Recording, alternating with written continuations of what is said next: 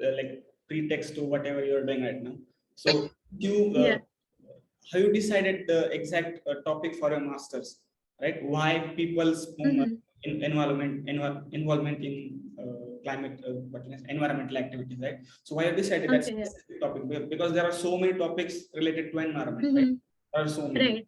Why you did Absolutely. pick that one, the people's part in environmental activities? People's Party, absolutely. That's actually a really good point, and a lot of people do not know that there are so many different spectrums and aspects in environment. People just think when you first talk about environment, people just think that you are planting trees. That is like a very standard response I get everywhere in India. It's like a पेड़ लगाने के लिए, gardening करने के लिए. I'm like no, बहुत सारे अलग-अलग aspects होते हैं environmental studies के. Stereotypes. Yeah, very much stereotypical. I mean, if you see over here, they have a lot of different fields, a lot of different jobs. But unfortunately, in India, there's still a lot of growth to happen in that aspect because there's not a lot of knowledge available yet. So people still need to know about how environment works and how things are supposed to run. And like you said, there are many different fields. So there's basically environmental sciences that deals with basically zoology and plants and animals and all of those things, with the marine systems, with your waterworks. So it goes into the whole technicality of it. Environmental engineering as well, which again deals with marine engineering, geosciences, and all of those sectors. Environmental management, especially where I studied, dealt with the social aspects of the environment. And my reason for doing that was because I personally felt that it is every individual's responsibility to do something for the environment.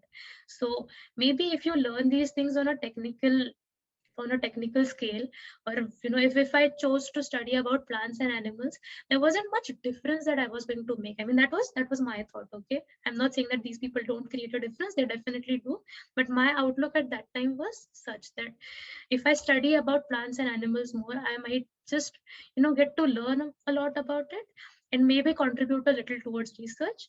But if I work on a social level, I might be able to create some tangible change in the world so that people can learn what we can do and take simple easy steps in their daily lives so that we can create an atmosphere around us where people genuinely care about the environment and take steps towards it. So that was basically my entire outlook, and then I decided to learn more and more about these things. Obviously, where I learned, it's really country specific. So I learned a lot about the people in New Zealand. I learned about the social dimensions of climate change in New Zealand and maybe Australia.